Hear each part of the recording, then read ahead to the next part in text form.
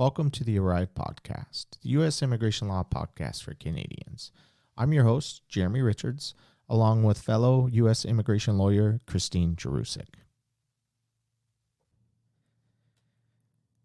Today we're going to be talking about what is required when you apply for a TN visa or TN visa status at a U.S. port of entry or pre-flight inspection point. Many individuals applying for TNs want to know what they need to bring with them. What does that package look like? What do I have to have with me when I show up to that port of entry for the officer to be able to review my documents and make a decision on whether or not I can receive TN status right there on the spot? And that's a great question. When you go online and you Google this, either through CBP or other sources that you find, the list is actually very deceiving as to what you need to bring. For example, it says proof of citizenship and an offer letter. Well, that's typically not going to be sufficient for the documentation required when you're applying for TN status at a port of entry. So we're going to go into a little more detail as to what that really means and what they really want to see when you show up at a port of entry.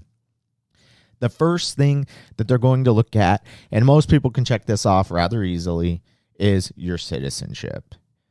In order to qualify for TN status, you need to be either a Canadian or Mexican citizen. And here we're going to be talking about port of entry applications that applies to Canadian citizens.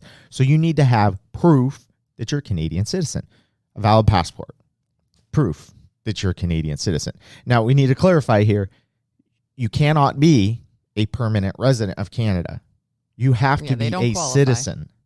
So without that passport proving that you're a Canadian citizen, you're not going to qualify for TN status yet. You need to wait until you've actually become a Canadian citizen to apply for TN status at a port of entry. And you need to pay attention as well to the validity of your passport.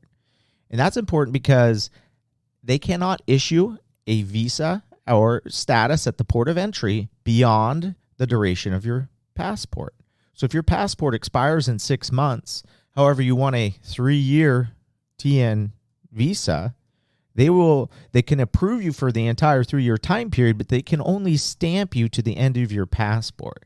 And that can raise a complication because that'll mean they'll approve you for that 3-year time period. You'll stamp you for 6 months because that's when your passport expires. That means you're going to have to make another trip back to the port of entry in 6 months to get the remaining 2.5 years after you extend your passport.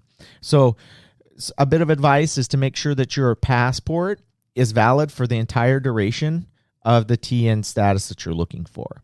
And in some cases, if you're going to miss out on 6 months at the end or a year at the end, then you might want to just go ahead and get that TN and then go back in 2 years and get the remaining time period. You don't have to be re-adjudicated for that remaining time period. You just need to show that your passport was extended.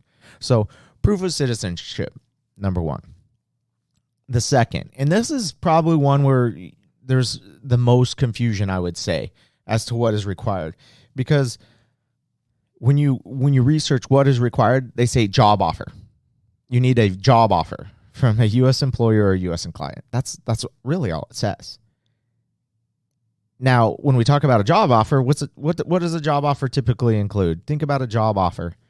A job offer is going to say, hey, Christine, I'm giving you an offer of employment and I'll use one that comes up a lot, and let's say as a product manager working in the IT field. It'll say your name, the position they're offering to you, and then some general, usually your salary, benefits and things that they're going to include in that job offer. That is not sufficient. Even though CBP says show up with the job offer and we'll approve you. Yeah, the standard job offer does not meet the requirements of a TN application job offer. So you have to be careful, make sure that it has all of the requirements in it before you submit it to the officer, because what they'll do is they'll look at it and they'll just say, oh, this doesn't have the information we need, or this support letter, this job offer doesn't meet the requirements. Come back when you have one that does. And we don't even refer to them as job offer letters when we do our applications. We actually refer to them as a support letter. And for good reason, because a job offer is very limited in the details it includes, because it's just an offer of employment to you. The letter that the board requires, and that we refer to as a support letter, must contain much more detail than a job offer letter would. For example, it has to reference the profession under the USMCA that you're applying under. Most offer letters are for some internal title. Yeah. If it's at a bank, you're vice president of something for sure, which doesn't really correlate to a profession under USMCA. Product manager is an infamous one for IT professionals and could lead to almost an immediate denial if they see product manager, because that's not a USMCA profession. You get individuals who may be higher up in an organization and they may have director titles and things of that nature. That could be problematic as well. So you need to make sure that when you're presenting the letter at the port of entry, that letter indicates a profession that's an actual profession under the USMCA. And a little bit of clarification there. A lot of people get confused because they think that they have to apply under the internal title that they've been given by their employer. Well, an internal title is just a designation maybe by HR or the company. That's all that is. When you're applying for a visa, however, you need to match up your title or your position at your company with the corresponding profession under the USMCA or the visa classification. That's what you're really doing. You need to match it up to the appropriate USMCA profession, and that's what you apply under. Can you reference your internal title? Sure, in some cases you can, but you cannot apply under an internal title unless your internal title is accountant, economist, something that's a clear match to the USMCA. Right. Otherwise, you need to work with your employer to make sure that that title matches one under the USMCA. And going beyond the title, job offers typically don't include a detailed bullet point list of duties either. They say, we want you to work as a computer systems analyst. Okay. Or those duties may not be the kind of duties that are going to help the officer understand what your role is. So it may say things like, must be a team player. Yeah, those are the worst duties ever, and they all say that. What's that mean? Yeah. Doesn't help you understand what the profession is, that's for sure. No, and so things like that you typically come along with. Plays well with others. Yeah. Those kind of duties will, not help the officer to understand what you're actually going to be doing on a day-to-day basis. They want to see what your hands-on role is at the company. So those, if you come with those kind of duties, even if you just have a few of those thrown in, it can be misleading and they're ambiguous. They don't help the application. So sometimes it's important to make sure that those are vetted properly before you go. And again, those duties must align with a profession under the USMCA. So if you're coming to work as a computer systems analyst, they want to see that you're performing duties that a computer systems analyst would typically perform. And there are resources that you can refer to find those that we use when we help clients draft these letters to make sure that it is in line with the profession under the USMCA. And some officers may even go to the extent of saying, hey, you know what? I know you gave me these 5 duties, but I want to know the percentage of time that you dedicate to each of these duties too. And on the spot there at the port of entry, they can make you write down your percentage of time. And especially if they identify some duties that may not typically fall under what they expect that profession to be doing, they're going to want to make sure that that's a minimal part of your day-to-day duties and not something, you're going to be focusing on so that they can approve you. Exactly. So computer systems analyst comes to mind. Because if a computer systems analyst is doing programming, they do not qualify as a computer systems analyst. It could be a programmer, unless and the rule of thumb that we use here is typically less than 10%. As long as less than 10% of your duties are programming in nature, then they'll still accept you as a computer systems analyst. And the same can be said for any profession with respect to management level duties. So any managing that you're doing needs to be a minimal part of your day-to-day occupation. You can't be graduated from the profession. That's typically what I tell people. So, for example, a lawyer, you have to be doing lawyer duties still. If you are graduated to, the partner of the firm and you no longer practice law The at all managing partner who's only managing and not practicing law. and doesn't practice law at all, Yeah. you're not a lawyer. So they could deny you. Well, you're still a lawyer, but from the perspective of a board Not- or officer, you're not not a for the lawyer under a USMCA. TN profession. So you got to be careful about those things. In addition to the duties, they need a definitive time period for which you are applying for the visa. And employers sometimes have issue with this too because they see it as a contract. Oh, we can't sign that because that's a contract. Well, it's not a contract because they need to know the time period for which they're going to approve the visa. That's what you're doing. You're requesting a time period for the visa. And for a TN, it can be anywhere from 1 day to a maximum of 3 years. But that has to be indicated on that support letter as well. And in addition to that, how much are you going to get paid? What is your salary? Is it hourly? Is it an annual salary? That has to be indicated on the support letter as well. Those are some of the major things that a support letter must include. And one of the final things for a support letter... You have to be careful with that salary too. So we've seen where the salary's too low. In fact, it's an entry-level position, and perhaps it's maybe even the type of position that's more of an internship for a profession. And the officers question whether or not this is a professional level occupation if your salary's too low, below what they would expect to see for that profession. So you have to be careful and be able to explain that. If it is an intern position, you can say this is my, starting salary. I hope to work up to this. Yeah. Right. Or institution of higher education, those may justify a lower wage, right? Mm-hmm. But if you're working for a private company and you're an accountant making 50% of what a normal accountant would make, then that could raise an issue. Right. It's a red flag. And computer systems professions as well. They know these professions. You need to remember that these officers review hundreds of these applications a week, if not thousands, depending on the port of entry they're at. So they know. And they can see, things in those applications, and they can point out discrepancies. Trends in salaries, and they. It's crazy how much they know just by reviewing applications. And it just brings a story to mind here in when we used to go to the border here in Buffalo. That I was doing an application for a physicist, and the border officer said, "Oh, I know a little bit about physics," and he started quoting all these articles and these authors and these. And my client, I sat down with my client afterward, and the client said, "Man, that guy knows his stuff." And it was about physics. So you'll be surprised what these officers do and don't know just because they review so many of these. So you need to be careful. And they'll actually choose an officer, based on their experience and what they know, in order to have them reviewing people that they're familiar with their profession or they're familiar with what they're doing. Yeah, they'll tap the next one. Hey, you take this one. You know this one well. Yeah, you know a bit about what nurses do. Come over here and let's talk to. You can talk to this one. And remember, some of these officers have had former professions. Right. Another one here in the Buffalo area used to work for some of the big IT companies. Yeah.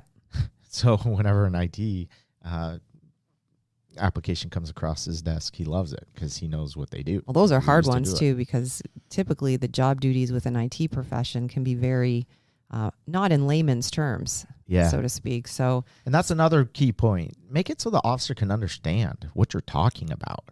Yeah, acronyms and abbreviations are difficult for them to understand. So the more you can spell it out in layman's terms, the easier and short it is and sweet for them to to the understand. point too, right? We see a lot of our support letter typically is two pages at the most. We see some of these support letters that are drafted 6 pages long with a lot of fluff and extra things that are not necessary. The officer wants to be able to identify the key factors quickly so they can make a decision. If they have to read a novel to determine whether or not you're going to be approved for the visa, well, chances are they're gonna maybe miss some of the more important points because they're buried in a lot of information that is unnecessary. I've seen them turn people away, say, "No, come back with a better letter. We don't want to deal with this," and they tell them to just come back with a better written letter. Yeah, and for example, something that shouldn't be in your letter is a review of your credentials beyond what your education or your experience is. Explaining how you fit into their organization and why they need your skills. That's not a qualifying factor for a TN visa. It is not. So that if you have a bachelor's in computer science, All you need to do is present your bachelor's in computer science if you're a computer systems analyst, and you're approvable. You don't need to talk about how amazing you are as a computer systems analyst. Right. And so it can be a little misleading because some officers do, when they're reviewing this, do take the position that this person who's applying, could be taking a job away from an American. But that's not the standard they're supposed to be using in order to make this determination. So you shouldn't have to prove in your letter how you uniquely qualify Correct. to work for this There's employer. no recruitment requirement for a TN visa. And then the final thing on support letters that I'd like to throw in is, what kind of letter do you present? Can it be an email? Can it be electronic signature? Right. Can it be a copy? What do they expect you to present at the port of entry? A picture on your phone? A picture on your phone? Like, what is it? Because we see all sorts of those these days, right, with technology. Well, they are old school at the port of entry. That means they want a wet ink signature is what we talk. Wet ink on official U.S. company letterhead. That's it. Now, do they make exceptions sometimes? Sure. But in general, you better have that original letter on company letterhead with a wet ink signature, which means you need to add a couple days to this process for some people because they may have to send it via priority international mail to you if you're in Canada waiting for that. They may want you to start right away. But if you show up with an email copy or an electronic signature that's not original, they'll turn you away. So make sure you have originals. A lot. Then after the job offer, they're also going to be looking at your credentials. That's one of the other factors. And I keep referring to computer systems analysts because that's one of the ones we see the most. But you need to have your credentials with you. What are credentials? Credentials would be copies of your degrees. And I'll rephrase that, not copies, your original degrees. They expect you to bring your original diploma, even if it's in that gigantic frame. You take it off your wall, you carry it in. They're used to seeing it. They want to see the original, not a copy. And if there are, let's say, there's a lot of degrees out there that say you just have a bachelor's of science, and it doesn't say a concentration. In those cases, you better have your corresponding transcripts as well, so the officer can determine what is your degree of specialization. And some diplomas in Canada are issued in Latin, so we've seen where they don't want to accept the Latin version. You need to have a translation of that diploma as well with you so the officer knows what it says if they don't speak Latin. If you have any certificates, diplomas, degrees, English only. Or translation. If it's from North America, they'll accept it. It's from outside of North America, you also need to get a degree evaluation. So saying that your diploma, your degree, whatever it might be, is equivalent to that in the United States as well. So if you have a 4-year bachelor's degree from Pakistan, well, that must be accompanied by a degree evaluation equating it to a 4-year degree in the United States. And we're not going to get into the specifics of what qualifies you for each profession, but that can get really tricky as to what degrees qualify and which ones don't.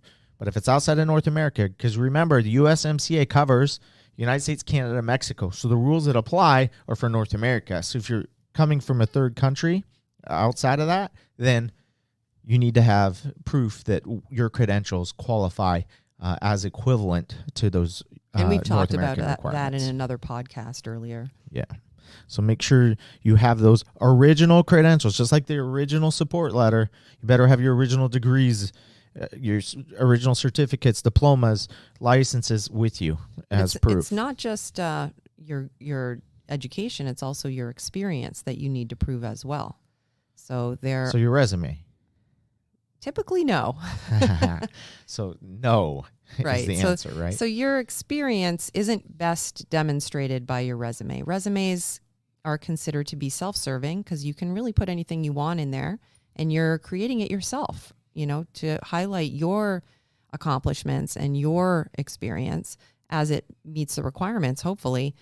So it's something that's good to have with you in many cases. And if the officer asks to see it, you can present it, but not is normally considered part of the evidence of your qualifications for the TN occupation.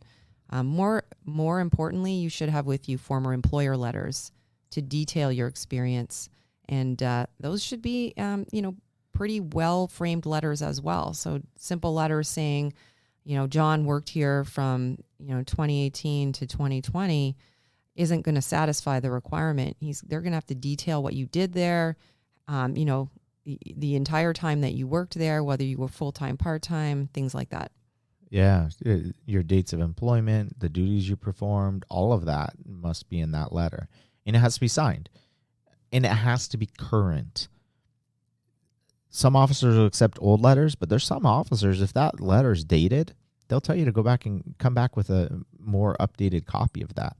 And unlike the support letter, they typically don't require an original of these letters. You should have it just in case, but a lot of these letters are sent electronically. And for former employer letters, we see them accept those.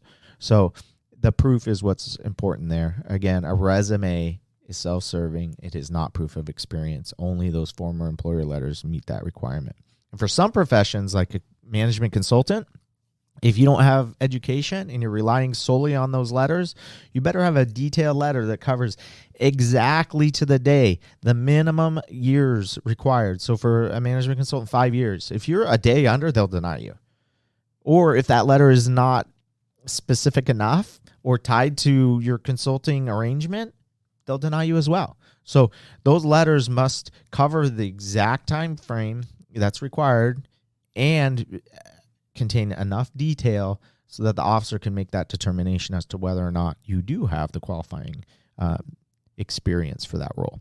And then going back to credentials, sometimes not only do you have to have proof of your own credentials, but you have to have proof of your supervisor's credentials. So if you're applying for as a scientific technician technologist, for example, and you're reporting to an engineer, well, you need to have proof that the person you're reporting to is in fact an engineer, or as an engineer by degree or by license. You don't have to have their original in that case. You just need a copy, but you need to make sure you have proof of your supervisor's credentials as well. And then the final thing that they look at, and this one is most often not a factor, but it can be. You need to be careful, and that's your intent. And this comes up a lot when you talk about TN visa status, is what is your intent, right? An intent for immigration purposes is a big deal. Everybody that comes to a port of entry in the United States is considered an intending immigrant. And the burden is upon you as the applicant to show that your intent is in fact non-immigrant, unless you have the right paperwork to come in as an immigrant. You're only planning to stay in the U.S. on a temporary basis, and that your plan is when your temporary time is over, you're going to return to your home country. Exactly. If you come up to the border and you say, hey, I'm applying for TN visa status as an accountant, and I'm joining my U.S. citizen wife and kids in the United States, and I plan on staying, they will deny you. Why? Because you just expressed intent to come and reside permanently in the United States. TN status doesn't grant you the ability to do that. Right. So when you're at that port of entry, you're applying for TN status, you need to make it clear that it's temporary, that you're coming in just for this position. Can your intent change in the future? Sure, it can. And we could have a whole nother discussion about TN status to green card. Can you do it? Yes, you can. But you have to do it correctly. You have to express your intent at the right times in the process. If you do that, then it is possible. Applying for a TN at a port of entry is the wrong time to declare your intent to come to the United States on a green card or permanently. Yeah, and you recently had a client who unawares expressed his intent at the border. He wasn't applying for a TN, he was applying for another status, but he's caused himself all kinds of trouble with this process now by just simply expressing to the officer that he was intending to stay or eventually wanted to apply for a green card. Showing up, and one of the things that we often tell clients is when you apply, go by yourself. Don't show up with your spouse, children, U-Haul, cars, pets, when you apply for the visa, you should be doing it yourself. Once you get the visa, then you can take care of those other arrangements. Because if you show up with some of those things, they can assume certain things, like maybe you're immigrating to the United States when you shouldn't be. And don't start talking about how you just sold your house in Canada and you can't wait to buy a new house in the U.S. And because if you're not maintaining your residence in Canada, that's a reason for them to think that you may never go back there. Selling your house in and of itself, you can do that, but you're right. If you're saying you can't, you wait might not want to. You might not want to make that the topic of discussion of the day. No, that's for another time. And that's another thing when you're applying for TN status at a port of entry. Yes, no answers. When they're asking you questions, they're going to let you know what they want to know about you. Answer those questions directly. People, I think, oftentimes hurt themselves because they say way too much and things that are not required.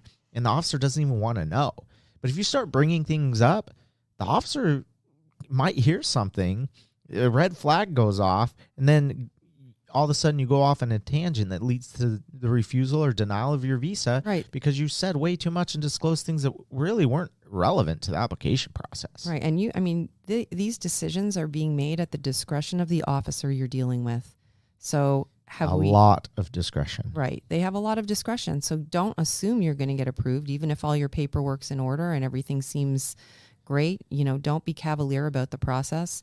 You need to take it seriously and make sure you respond properly to the questions.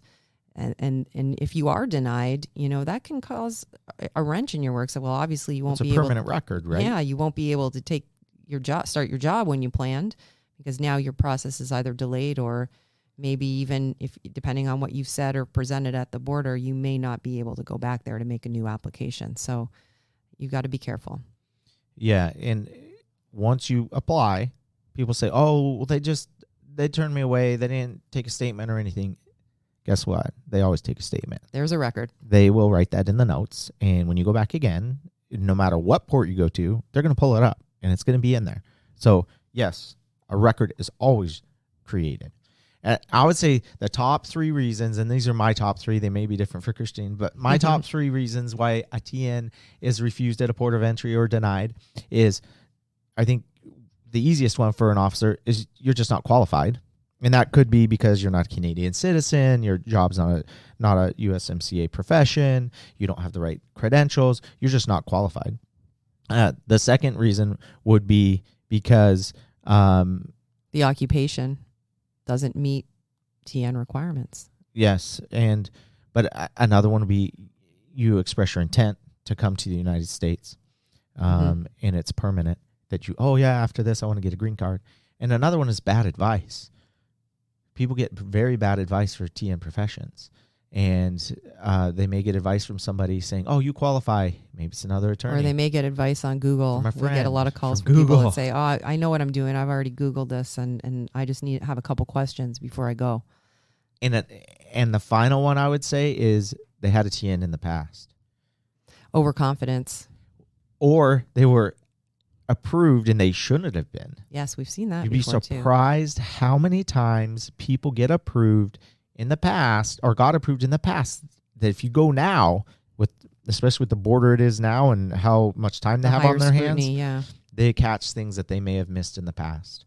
Or your profession, your degree doesn't match the profession. Simple things like that, where we see these cases that were approved in the past and it boggles my mind how they were approved. I know. This one didn't boggle my mind how it was approved. It was a hotel manager who had not only a North American degree in hotel management, but a higher degree from Europe in hotel management. He'd been a hotel manager his whole life and was applying as a hotel manager for his second TN, just renewing. And the officer caught that the school that he had graduated from was somehow not credentialed in the way that they wanted. So his credentials fell through the hole, and they said, sorry, we can't qualify. We can't approve you for a TN because all these diplomas you have aren't from credentialed schools. So he had to do a lot of legwork in order to find a evaluation company that was able to provide him with an evaluation to say that his degree was equivalent to a North American school, his foreign degree. So, we were able to cure the issue after some research and some looking into it and finding a proper company to do this. But that assumption, I mean, he went there very cavalier, expecting to be approved a second time. And we always tell people, take this seriously. There may be something, if the officer finds something wrong with your application, you got to be careful with that. So. And that's one of the worst assumptions you can make is I had this in the past. Right. It's going to be a walk in the park. I have documents I used before, or I'm relying on documents I don't need an gave evaluation. me. This one worked before. Why would I need it now? Yeah. Get denied all the time. Officers, I think they have badges that they pass around to each other. Hey, I just denied a guy who had a TN 3 times before. They love it. They love turning away people that have had a TN previously. And some of them are like detectives. They just really dig into it to see whether or not you're qualified, and they're very happy to find a reason to deny you. So don't give them one. And we talk about this all the time, right? That the standard they should apply at the port of entry is what's called the preponderance of the evidence. So if the preponderance of the evidence is in your favor, they should approve you. But the standard they really use is what you just said, and that is, can I find anything, any reason, just one little thing to refuse, and they refuse, which is wrong, but they have that discretion, and they can do it. And I just had another one on this same exact topic.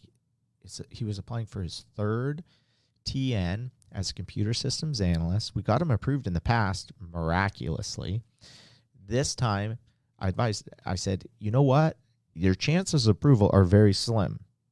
You're probably going to get denied because your credentials are not a clear match. Mm-hmm. He wanted to proceed anyway. So the advice was, let's do this by mail, because at the border, they would just outright reject you. At least by mail, we can make the argument that your credentials are a match. Degree in business administration, applying as a computer systems analyst. Not a match at all. So we made an argument because he wanted to. We advised him, you're probably going to get denied. Guess what? He was denied, even though 2 times previously, he was approved. Why? They're applying a more strict interpretation of the rules. That's what we're seeing. And where they gave a little bit of, leniency in the past, they're not now. If you don't fit in that box and it's not a clear match, you're going to get refused or denied. So be careful. Don't fall into the trap thinking that you've had it before, I'm going to get it again. Thank you for joining us today. If you haven't already, please subscribe where you listen to your favorite podcasts. Give us a thumbs up and a 5-star rating. And most importantly, tune in next time to the Arrive Podcast, the U.S. Immigration Law Podcast for Canadians.